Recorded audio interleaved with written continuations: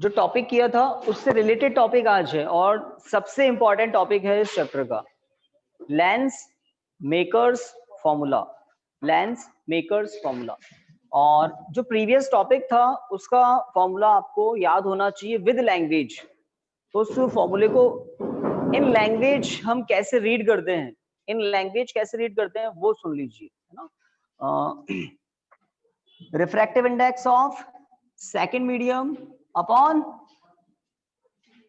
refractive index of second medium upon image distance, refractive index of first medium upon object distance। तो ये जो मैं बोल रहा हूं ना ये काम का है। कभी हो सकता है n2 फर्स्ट मीडियम हो, कभी हो सकता है n1 सेकंड मीडियम हो, n2 फर्स्ट मीडियम हो। तो लैंग्वेज का ध्यान रखना है, refractive index of second medium upon image distance minus refractive index of first medium upon object distance equal to refractive index of second minus refractive index of first upon radius of curvature of the spherical refracting surface r। ठीक है, तो lenses में either convex और concave, lenses में दो दो spherical refracting surfaces होते हैं। सही बात। जैसे यहाँ पर ये स्फेरिकल रिफ्रैक्टिंग सरफेस है, क्यों? क्योंकि इसके यहाँ पर एक ट्रांसपेरेंट मीडियम है, यहाँ पर दूसरा ट्रांसपेरेंट मीडियम है, और इसको हम क्या कहते हैं? Spherical refracting surface, air glass interface. और ये दूसरा स्फेरिकल रिफ्रैक्टिंग सरफेस है, ग्लास टू एयर। दोनों तरफ एयर है, लेंस के चारों तरफ एयर ही एयर है, बीच में क्या है? Glass transparent medium. तो दो स्फेरिकल मीडियम है। कौन से लेंस है? कॉन्वेक्स लेंस है। कॉनकेव में भी ऐसा ही होता है, ये स्फेरिकल सरफेस है, ये भी स्फेरिकल सरफेस है, बीच में क्या है? ग्लास मीडियम, और दोनों तरफ क्या है? एयर। ठीक है, तो इस फॉर्मूले को टू टाइम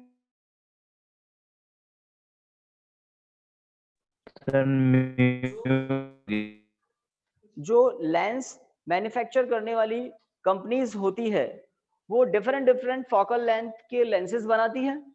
वो किस फॉर्मूला को यूज लेती है? एक्चुअल में वही फॉर्मूला है।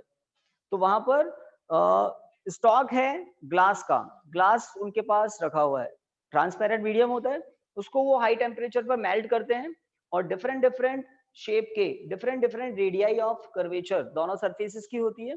तो R1 R2 जो रेडियस ऑफ कर्वेचर होती है उस पर डिपेंड करेगी लेंस की फोकल लेंथ क्या है, लेंस के मटेरियल पर भी डिपेंड करेगी।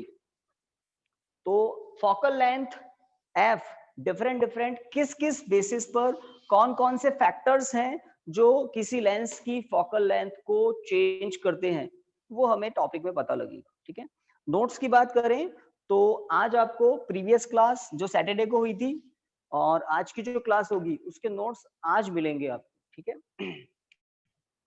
तो टॉपिक जो है उसका रे डायग्राम बहुत ध्यान से समझना है। लेंस मेकर्स मतलब लेंस बनाने वाले, लेंस मैन्युफैक्चर करने वाली जो कंपनीज है वो किस फॉर्मूले को यूज लेती है, वो फॉर्मूला है। और एक्चुअल में ये है क्या? किसी भी लेंस की फोकल लेंथ, उनकी जो रेडियाई ऑफ कर्वेचर है, radius of curvature R1 R2 दो होगी ना? दो क्यों होगी? कितने होते हैं? टू। दो दो सरफेसेस होते हैं इन अ लेंस। ओके, अगर आपको कह दें R2 इक्वल टू इंफिनिटी तो आप क्या समझे? Plane surface. अगर किसी सरफेस की रेडियस ऑफ कर्वेचर इंफिनिटी है इसका मतलब वो प्लेन सरफेस है, प्लेन सरफेस है। जैसे प्लेन सरफेस और ये स्फेरिकल सरफेस। कौन सा लेंस है? Convex lens. The lens which thick at mid and thin at edges is called convex, और इसका अपोजिट कॉनकेव होता है। तो ये प्लेनो कॉन्वेक्स लेंस है। प्लेनो कॉन्वेक्स थोड़ा बता देता हूं, ये बाई कॉन्वेक्स लेंस है, बाई कॉन्वेक्स दोनों तरफ से कॉन्वेक्स है। और एक होता है कॉनकेवो कॉन्वेक्स, एक तरफ से कॉनकेव है बट इसका कॉन्वेक्स वाला इफेक्ट ज्यादा है, concavo convex. The lens which thick at mid and thin at edges is called convex lens.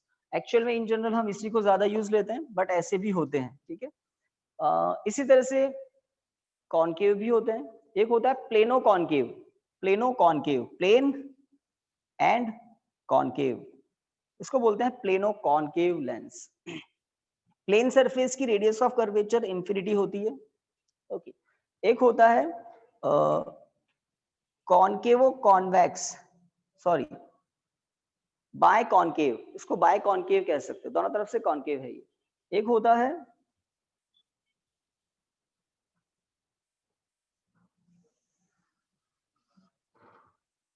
कॉन्वेक्सो concave, एक तरफ से थोड़ा कॉन्वेक्स है बट दूसरी तरफ से कॉनकेव है, और इफेक्ट ज्यादा किसका है, कॉनकेव का इफेक्ट ज्यादा है।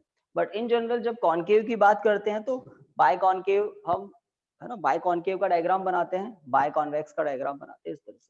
तो ये जो लेंसेज होते हैं इनकी फोकल लेंथ किन फैक्टर्स पर डिपेंड करती है, तो पहला है रेडियस ऑफ कर्वेचर, दूसरा मटेरियल, है ना, मतलब किस मटेरियल का लेंस बना हुआ है उसका रिफ्रैक्टिव इंडेक्स।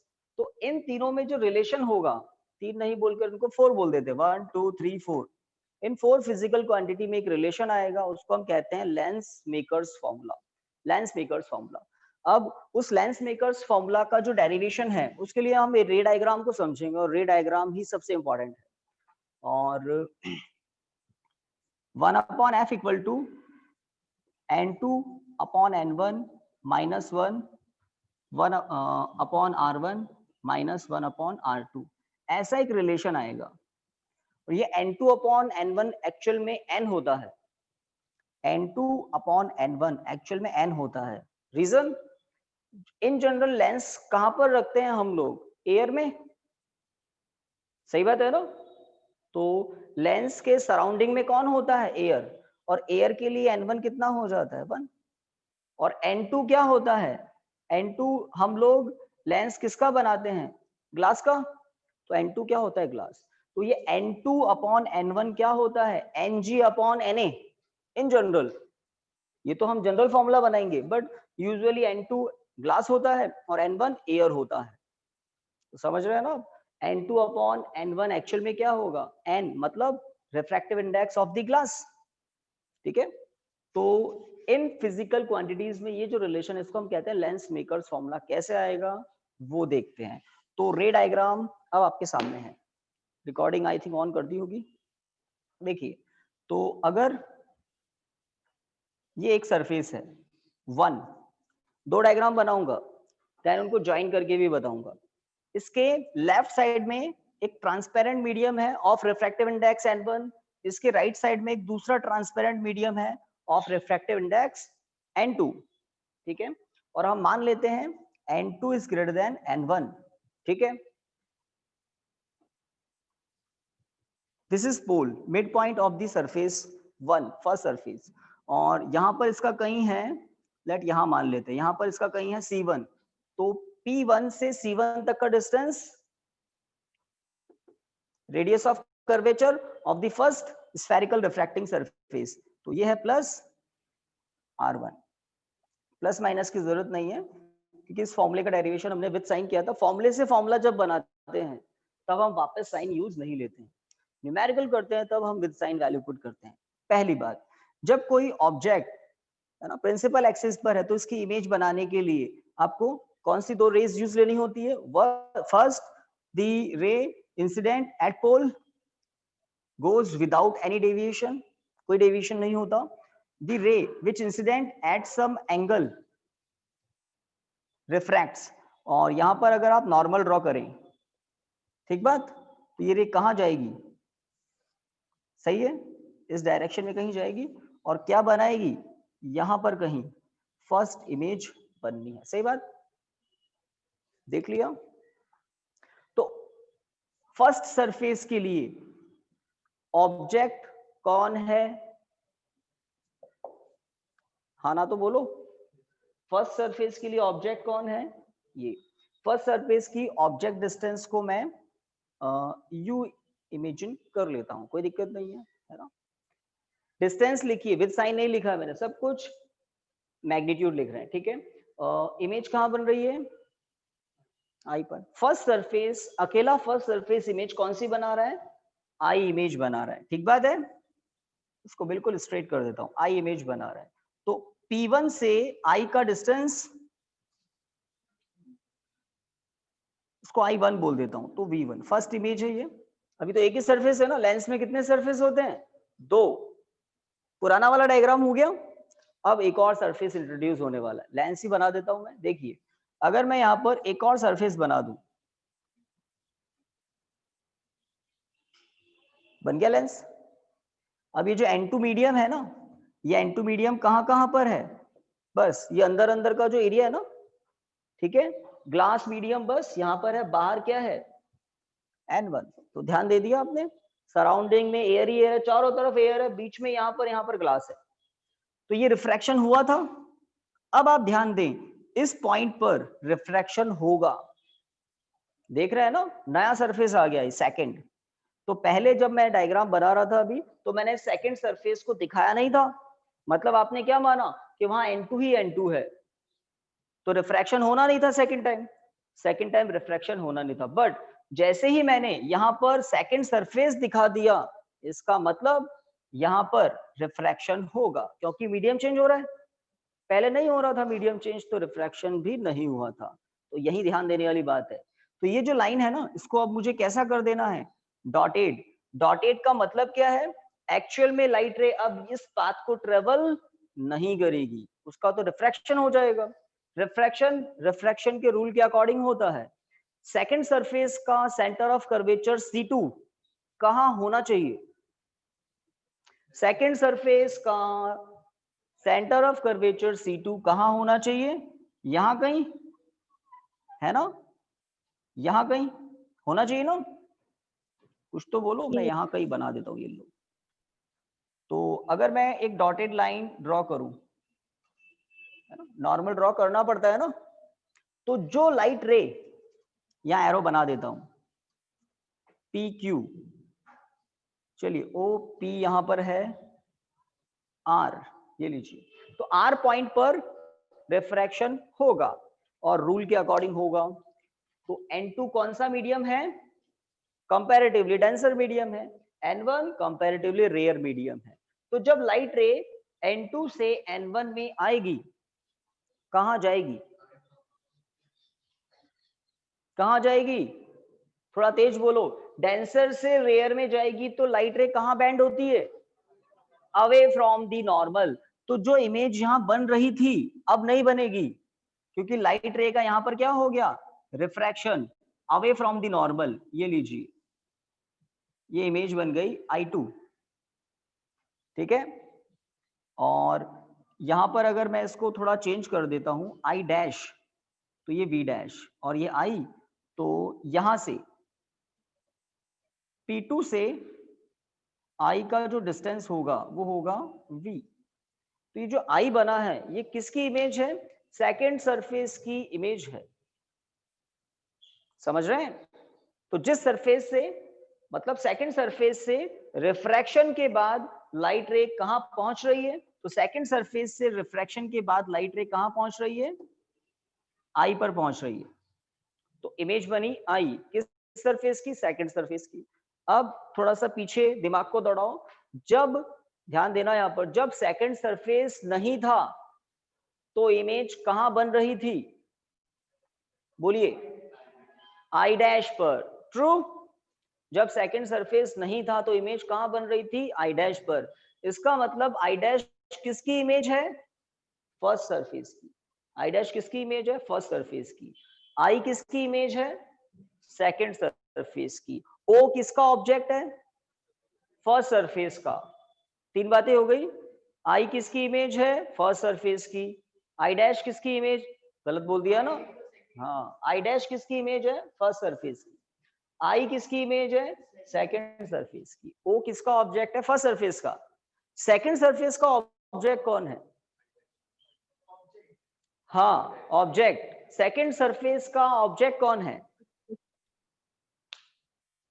थोड़ा सा सोचो, इसके लिए हम ना कुछ मोमेंट आपको देते हैं, कुछ 20 to 30 सेकेंड्स।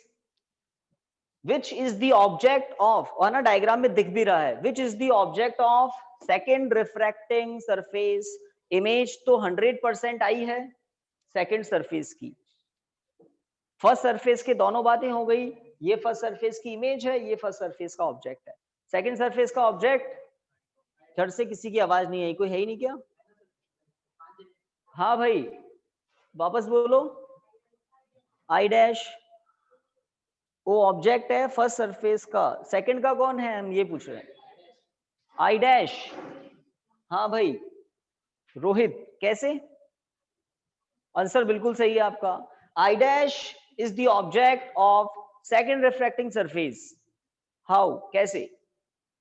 तो एक लॉजिक आपको बताएंगे, काफी सारे न्यूमेरिकल में भी काम आता है। कैसे आप बताओ कैसे? सबसे पहले आपने आई डैश बोला था। बिल्कुल यहीं से आंसर आएगा, बिल्कुल सही। तो जो सेकंड सरफेस है ना उस पर इंसिडेंट रे को देखो, क्यूआर, क्यूआर रे, क्यूआर रे इंसिडेंट रे है सेकंड सरफेस पर। अगर मैं क्यूआर रे को बैक इंक्रीज करूं मेरे को ऑब्जेक्ट, रियल ऑब्जेक्ट कभी नहीं मिलेगा। तो जब रियल ऑब्जेक्ट नहीं होता है तो वर्चुअल ऑब्जेक्ट के लिए हम ट्राई करते हैं। वर्चुअल ऑब्जेक्ट मिल गया प्रिंसिपल एक्सिस पर। फर्स्ट सरफेस के लिए आप चेक कर सकते हो, फर्स्ट सरफेस पर रे आ कौन सी रही है? ओ क्यू आ रही है। तो कहां से आ रही है? ओ से आ रही है, तो ओ ऑब्जेक्ट है। फर्स्ट सरफेस के लिए रिफ्रैक्शन के बाद रे जा कहां रही है? आई डैश पर जा रही है, तो आई डैश उसकी इमेज है। तो रिफ्रैक्शन से पहले जहां से आती है या जहां से आती हुई, ऐसा हम कहते हैं अपीयरिंग फ्रॉम। तो सेकंड सरफेस के लिए इंसिडेंट रे को देखो, इंसिडेंट रे से पता लगता है ऑब्जेक्ट की पोजीशन। हमेशा ऑब्जेक्ट की पोजीशन किससे पता लगता है? Direction of incident ray. तो क्यूआर रे को आप पीछे बढ़ाओगे आपको रियल ऑब्जेक्ट तो कभी नहीं मिलेगा। तो नहीं मिलता है तो फिर वर्चुअल के लिए देखो, वर्चुअल ऑब्जेक्ट है। यहाँ पर तो रियल ऑब्जेक्ट है, क्यू पर लाइट रे आ रही है, इसको बैक इंक्रीज किया तो ओ पॉइंट पर मिल गई रे, ओ इसका रियल ऑब्जेक्ट है। और आई डैश रियल इमेज जब सेकंड सरफेस नहीं था, ठीक है। तो हमें चारों का पता लग गया, पूछ लूं तो बता दोगे अब? फर्स्ट सरफेस के लिए ऑब्जेक्ट इमेज कौन है, सेकंड सरफेस के लिए ऑब्जेक्ट इमेज कौन है? तो सबसे इंपॉर्टेंस, सबसे ज्यादा इंपॉर्टेंस किसका है? आई डैश का। आई डैश दो दो रोल प्ले कर रहा है, एक सरफेस के लिए इमेज है और दूसरे के लिए यही वर्चुअल ऑब्जेक्ट है, ठीक है। ओके, तो एक तो इस डायग्राम का इंपॉर्टेंस था। R1 R2 की बात मैं क्लियर कर देता हूं। P1 से C1 तक का डिस्टेंस, R1 C1 किसका रेडियस ऑफ कर्वेचर है? फर्स्ट सरफेस का। यहां मैं C2 लिख देता हूं। C2 किसका है? मान कहीं तो लिखेंगे। तो C2 किसका? सेकंड सरफेस का सेंटर ऑफ कर्वेचर है। तो P2 से C2 तक का डिस्टेंस R2। ठीक बात, बिल्कुल ठीक है। ओके, अब वैल्यू पुट करें तो फर्स्ट सरफेस के लिए रिफ्रैक्शन फॉर्मूला क्या होगा? तो दो इंपॉर्टेंट काम थे। पहला तो हो गया रे डायग्राम, रे डायग्राम आपके सामने बना लेंगे। प्रीवियस टॉपिक 50% तो एज इट इज काम आ गया, सही बात है ना?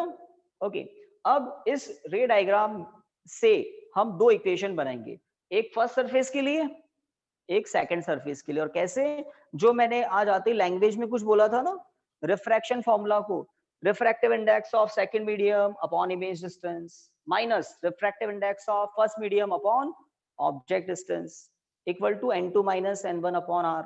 सही बात है, उसको हम यूज लेते हैं। तो फॉर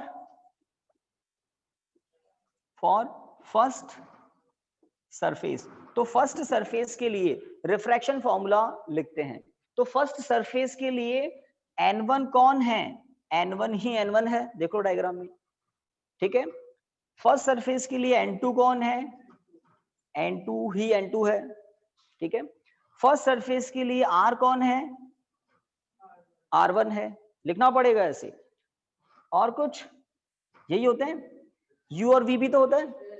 तो फर्स्ट सरफेस के लिए u कौन है? u ही है। फर्स्ट सरफेस के लिए v कौन है? v डैश, देख लो। तो फर्स्ट सरफेस के लिए ये 5 फिजिकल क्वांटिटीज जैसी है वैसी मैंने लिखी है। अब फॉर्मूले के according refractive index of second medium with respect to image upon image distance minus refractive index of first medium upon object distance equal to refractive index of second medium -1 upon R1। Equation 1 first surface के लिए formula सही है, first surface के लिए है ना, refractive index of second medium upon image distance minus refractive index of first medium upon object distance. गड़बड़ है क्या? यू माइनस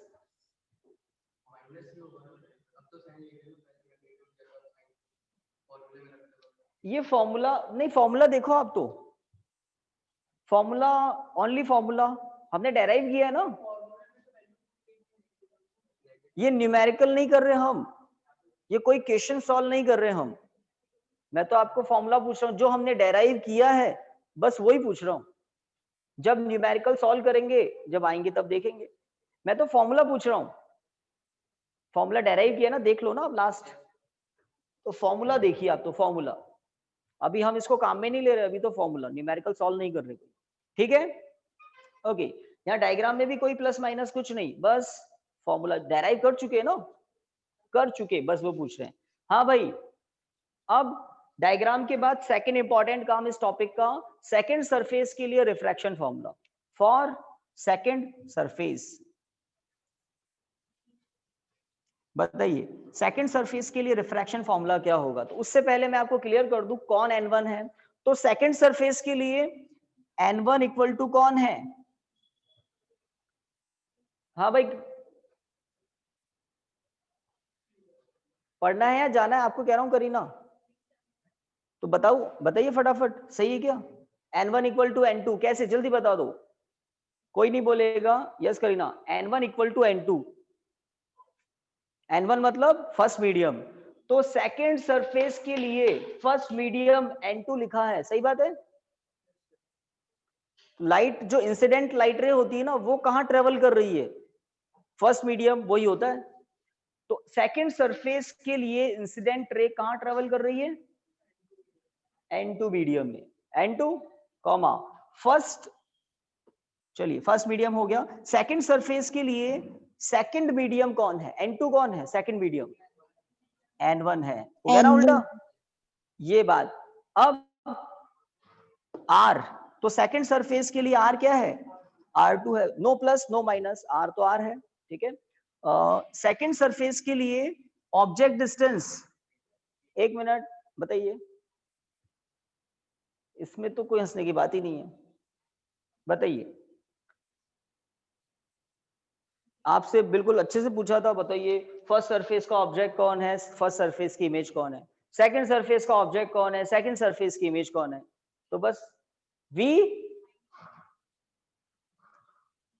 तो दिमाग ज्यादा नहीं चलाना है,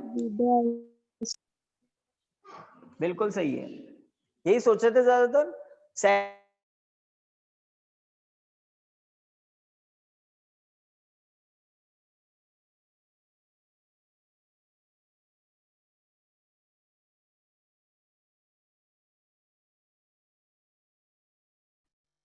इमेज डिस्टेंस,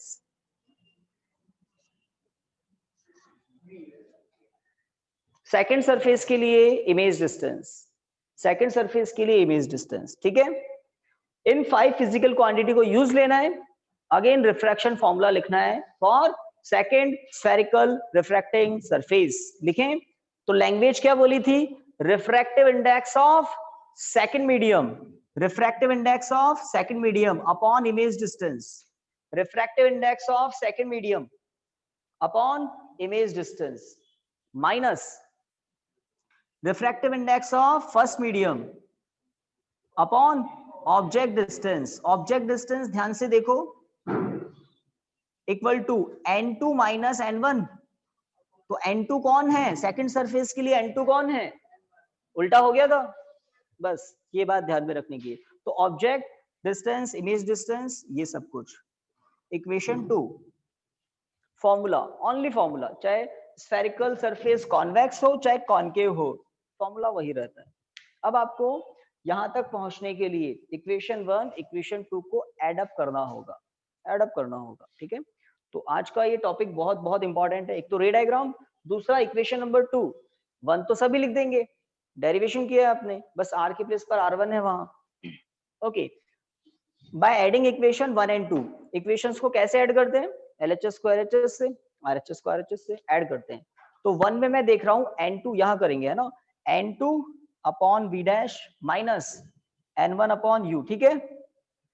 प्लस अब यहाँ पर n1 upon v minus n2 upon v dash, ये तो मैंने LHS को ऐड कर दिया। अब RHS तो वहां पर है n2 minus n1 upon r1 minus n2 minus n1 upon r2। कुछ गड़बड़ है क्या? ऐड कर दिया सही मैंने?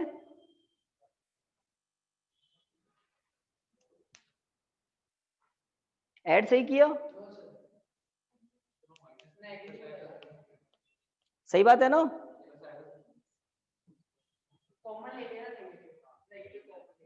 आप एक स्टेप दिमाग में सोच सकते हैं, अगर आप ऐड करते हो तो यहाँ प्लस लिखते हैं और यहाँ क्या लिखते हैं, n1 माइनस n2। जैसे ही नेगेटिव कॉमन लोगे, नेगेटिव कॉमन लोगे तो यहाँ आ जाएगा n2 माइनस n1। इससे फायदा क्या होगा, n2 माइनस n1 आप कॉमन ले सकते हैं, लेना ही पड़ेगा आगे जाकर। तो मैंने ऐड किया, देन n1 माइनस n2 में से माइनस कॉमन लिया तो उधर हो गया n2 माइनस n1। देख रहे हैं ना, सेकंड इक्वेशन में से माइनस कॉमन लिया, ठीक है। अब कॉमन लेते हैं तो यहाँ आएगा n2 माइनस n1 और ब्रैकेट में 1 upon r1 minus 1 upon r2। यहाँ पर कुछ कैंसिल हो रहा है LHS में, है ना, हर साल होता है, आज भी होना चाहिए। फर्स्ट बिल्कुल ठीक है, इनमें से कुछ कॉमन आ रहा है n1 1 upon v minus 1 upon u, ठीक है। n1 से डिवाइड करना है आपको, उधर पहुंचेंगे क्या कुछ यहां तक? देखते हैं, 1 upon v minus 1 upon u equal to n2 upon n1 minus 1 into 1 upon r1 minus 1 upon r2, ठीक है। अब ये किसने बताया? हमने पढ़ा ही नहीं अभी तो। 1 upon V equal to 1 upon U 1 upon F होता है, ये तो हमने पढ़ा ही नहीं है अभी। यूज ले ही नहीं सकते, यूज ले ही नहीं सकते। लेंस इक्वेशन होती है ना, जो लोग लिखते हैं गलत है। अब क्या सही है वो सुन लो। when object is at infinity, image formed at f। सुना है कहीं? if the object is at infinity, if the object is at infinity, image formed at f होता है ना। तो अगर u की वैल्यू इंफिनिटी हो तब vf हो जाता है, समझ रहे हैं? बुक उठाकर देखना कभी, इसी तरीके से लेंस फॉर्मूले का एंड किया जाता है। आपको लेंस इक्वेशन तो डेराइव करवाई ही नहीं अभी तक, आप जानते ही नहीं हो क्या होता है lens formula, lens equation. But आप क्या जानते हो, जब एक्सपेरिमेंट करते हो, सन से जो पैरेलल राइट रेज आती है वो लेंस के फोकस पर फोकस्ड हो जाती है। That means the if the object is at infinity, if you की वैल्यू क्या हो, इंफिनिटी, तो इमेज कहां बनती है, फोकस पर, है ना। तो यहां लिखना होता है क्या, if u equal to infinity either positive और negative, then v equal to f।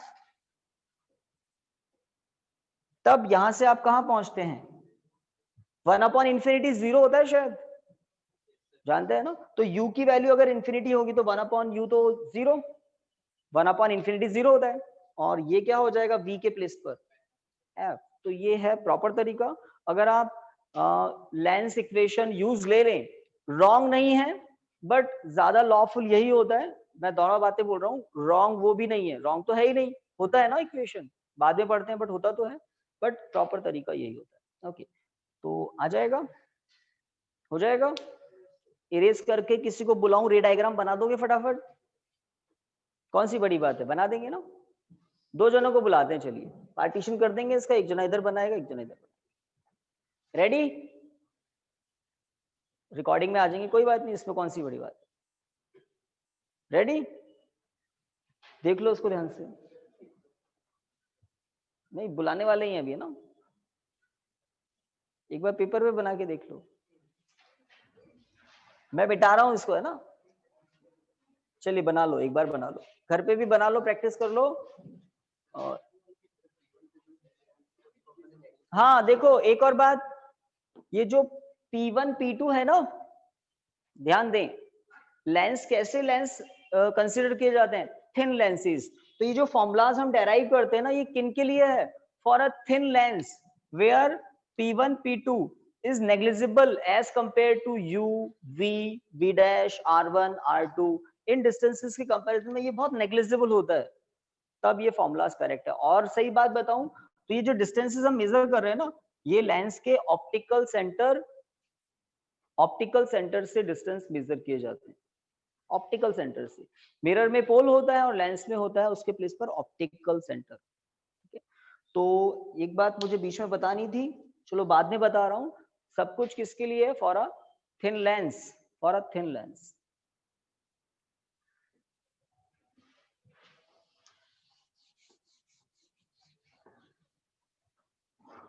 तो इस टॉपिक को तो हम अभी के अभी एक बार और रिवाइज करेंगे। तो पूरा तो नहीं बनाया ना? पूरा नहीं बनाना था। तो जो इंटरेस्टेड है वो आ जाए, हमारे पास मार्कर अवेलेबल है। आप दोनों आ जाओ पीछे से, या एक आ जाओ, दोनों में से एक डिसाइड कर लो कौन आ रहा है। जैसे पेपर पर आप पेन चलाते हो वैसे मार्कर चलाना, कोई बड़ा काम नहीं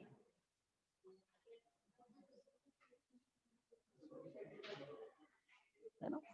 तो अब सुनिए एक और बात, किसी को नहीं बुला रहे हैं, टेंशन बिल्कुल नहीं लें। ये सब एक साइकोलॉजिक गेम चल रहा था, मतलब आपको फीलिंग तो आए कि पढ़ाई करनी है। ये जो फीलिंग आती है ना थोड़ी सी, ये एग्जाम के दिन आएगी फिर वो। और फिर उसके बाद क्या होगा? मौका नहीं होगा, सबसे इंपॉर्टेंट बात अभी है, सब कुछ आपके हाथ में है। जीरो से भी कोई स्टार्ट करे ना तो बहुत अच्छी परसेंटेज बना सकता है। तो अभी आपके पास मौका है, सबसे अच्छी बात। देखिए, फर्स्ट सरफेस, सेकंड सरफेस, चलिए आपको कंफ्यूज नहीं करते हैं। फर्स्ट सरफेस और ये सेकंड सरफेस, चारों तरफ कौन है? एक रेयर मीडियम है, जरूरी नहीं है एयर है। हम जब क्वेश्चन करेंगे तो लेंस वाटर में भी होगा, अलग अलग लिक्विड भी होंगे। कुछ लिक्विड ऐसे होंगे जिसका रिफ्रैक्टिव इंडेक्स ग्लास से भी ज्यादा होगा, तो कॉनकेव कॉन्वेक्स हो जाता है उसमें, वो भी बातें करेंगे। तो ये सराउंडिंग वाला मीडियम है और ये लेंस के मटेरियल का रिफ्रैक्टिव इंडेक्स है। This is axis. ओके, यहाँ पर ऑब्जेक्ट है, ऑब्जेक्ट की इमेज बनाना सबसे इंपॉर्टेंट काम है। तो एक लेंस कितनी बार रिफ्रैक्शन करता है? 2 टाइम। ओ से सबसे पहले क्यू पर रिफ्रैक्शन होगा, ये देखिए ये लाइट रे बेंड हो गई।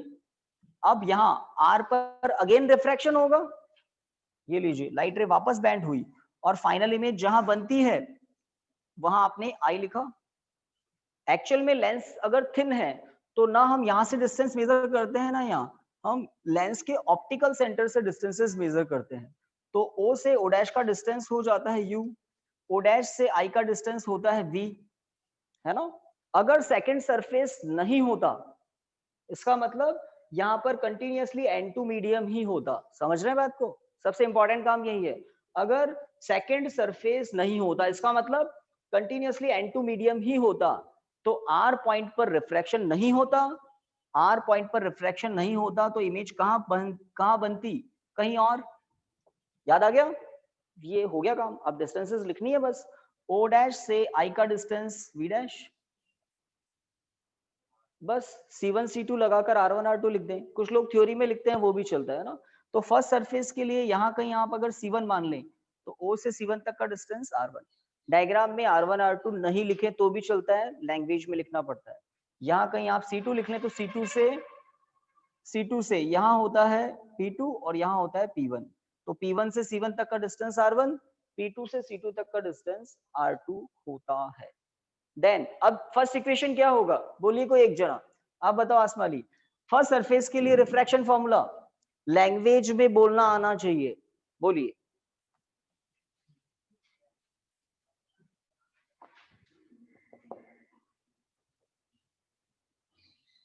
N1 N2 R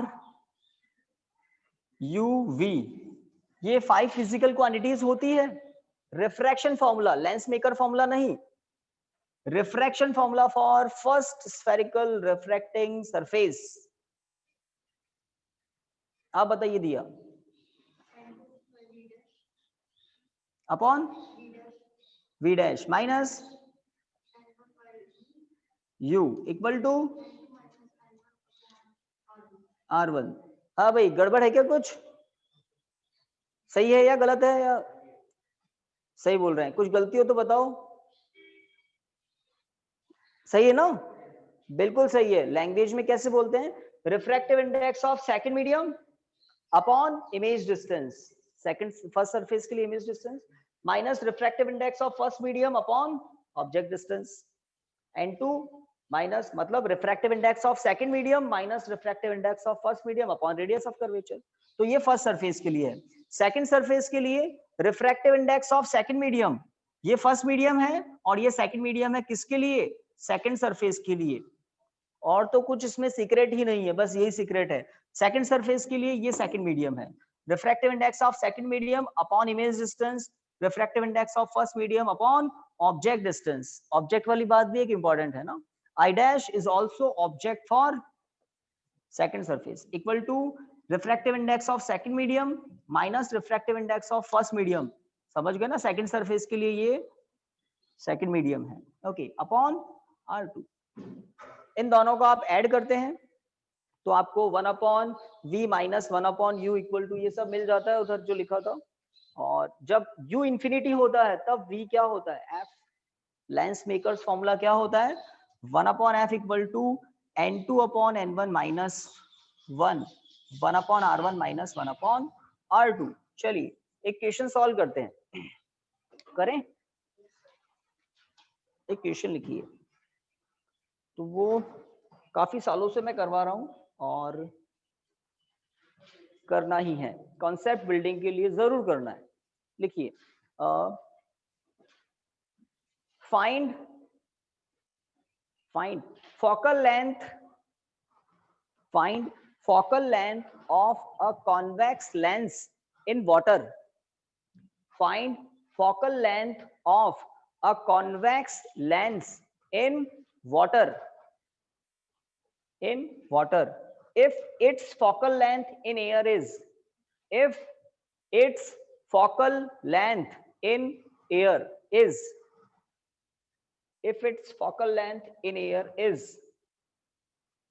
10 centimeter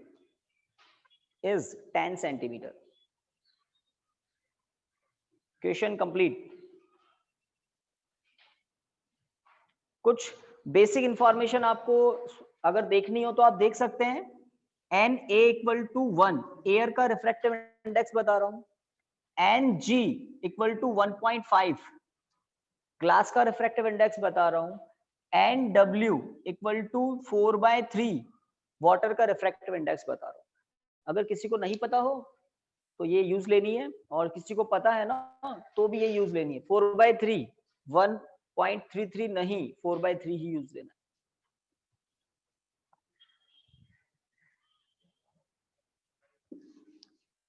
और क्या बताया आपको? एफ ए बताया ना गाइस, कितना 10 प्लस 10 लिख देना। कॉन्वेक्स लेंस तो प्लस ही होगी। ओके एफ डब्ल्यू क्या होगा ये पूछा है। वाटर में उसकी फोकल लेंथ क्या होगी? क्या वही होगी या चेंज हो जाएगी?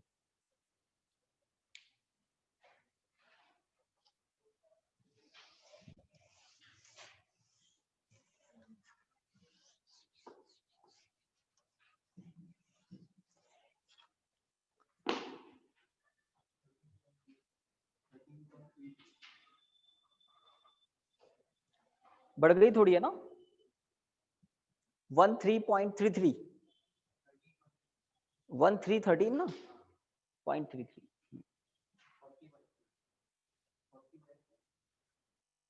हाँ हाँ एक ही बात है, अभी देखते हैं। हाँ भाई आंसर आया एक का तो।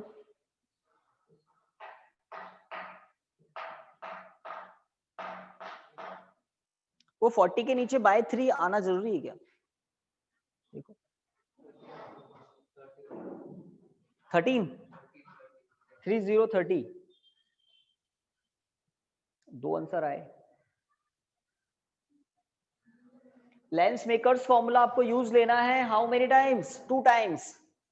एक बार लेंस एयर में था दूसरी बार लेंस को वाटर में पहुंचा दिया, क्या ग्लास वाटर में डिसॉल्व होता है क्या? लेंस कभी वाटर में डिसॉल्व नहीं होता। R1 R2 रिमेन सेम, ना आपको मैंने R1 बताया ना मैंने आपको R2 बताया, बट वो सेम रहेगा। अब आप सही पहुंच गए, अब आप सही पहुंच गए। तो इस फॉर्मूले को 2 टाइम यूज लेना है। 1 time when the lens is in air, second time when the lens is in water. 40 centimetre positive, 40 centimetre is correct,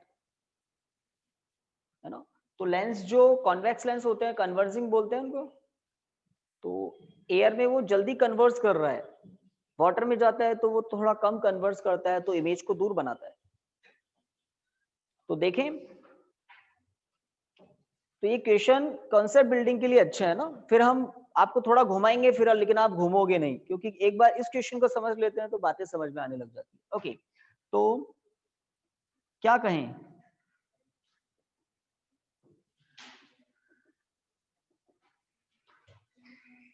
तो पहले हम एयर का कर लेते हैं। जब लेंस कहां पर है? एयर में है। When the lens is in air, 1/FA equal to NG/NA -1। Digest हो गई इतनी बात। जब लेंस कहां है? एयर में है, तो फर्स्ट मीडियम कौन है? एयर। सेकंड मीडियम तो खुद ही है लेंस का, ग्लास। ओके, हमें रेडियस ऑफ कर्वेचर के बारे में कुछ भी नहीं पता, तो ऐसा का ऐसा लिख दिया, एक का R1 दूसरे का R2, ये लीजिए। वैल्यू पुट करते हैं, 1/10 इक्वल टू, बोलिए, 3/2, 4/3 -1 इंटू, ये क्या हुआ? 1 ही आएगा यहाँ पर, एन ए है ना, अभी तो 1 ही आएगा, और यहाँ 1/R1 माइनस 1/R2। कुल मिलाकर हमें 1/R1 माइनस 1/R2 मिल जाएगा। जो नहीं पता है उसका पता अभी लग जाएगा। 1/2, सही बात है ना। 3/2 minus 1 half, 1/10 1/2 into 1/R1 minus 1/R2। तो 1/R1 माइनस 1/R2 कितना आ गया? 1/5। ठीक बात। तो ये था when the lens is in air। now when the lens is in water, अगर लेंस वाटर में हो तो क्या होगा देखते हैं, है ना। तो कर लिया होगा अब तो आपने।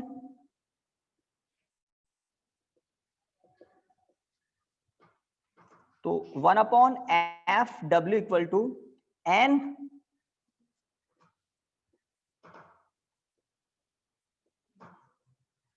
हाँ बताइए, इस ब्रैकेट में क्या लिखूं? जब लेंस वाटर में है तो लाइट रेज लेंस में आएगी, कहां से? वाटर से। तो फर्स्ट मीडियम वाटर है, फर्स्ट मीडियम वाटर है, और सेकंड मीडियम लेंस खुद ही है। ठीक बात। इसको सॉल्व करें, आपको इक्वेशन 1 से R1 1/R1 minus 1/R2 already पता है। हमें क्या पता लगाना है? Focal length in water FW 40 आ रहा है, 40 आ रहा है। ये बाद में रेसिप्रोकल करना नहीं भूले, है ना। 1/40 आएगा और वो रेसिप्रोकल हो जाएगा। तो NG 3/2, NW 4/3, अब तो सही है, इंटू 1/5, 1/5। इसको सॉल्व करोगे तो आएगा, क्या आएगा? 9/8, 9/8 माइनस 1, 9/8 तो ठीक है ना। सब्ट्रैक्ट करो 1 तो 1/8, 9 माइनस 8 1, 1/8, सही बात है ना। 1/8 इंटू 1/5, 1/40, ये तो सब कुछ था 1/FW। तो FW क्या हो जाएगा? 40 सेंटीमीटर। ठीक बात है ना, ठीक बात है, बिल्कुल सही है। ओके, अगर लेंस को, जिसकी फोकल लेंथ कितनी थी 10 सेंटीमीटर, एक ऐसे मीडियम में पहुंचा देते जिसका रिफ्रैक्टिव इंडेक्स लेंस के मटेरियल के रिफ्रैक्टिव इंडेक्स के इक्वल है, तब नई फोकल लेंथ क्या होती? लेंस एयर में है और फोकल लेंथ कितनी है 10 सेंटीमीटर। इस लेंस को एक ट्रांसपेरेंट मीडियम में पहुंचा दिया, उस ट्रांसपेरेंट मीडियम का रिफ्रैक्टिव इंडेक्स लेंस के रिफ्रैक्टिव इंडेक्स के इक्वल है। अब बताइए नई फोकल लेंथ कितनी होती?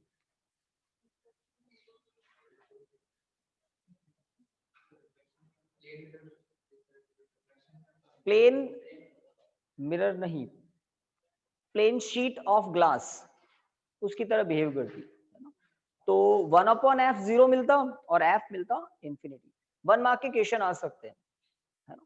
खैर अभी आप ऐसे क्वेश्चन कर लेंगे, 2 टाइम यूज लेना होता है लेंस मेकर फॉर्मूला, ठीक है।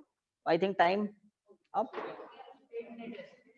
चलिए तो आपको नोट सेंड कर देंगे, आप एक जना को याद दिला देना, वैसे तो वो सेंड कर देंगे। थैंक यू स्टूडेंट्स, कल मिलते हैं। Thank you.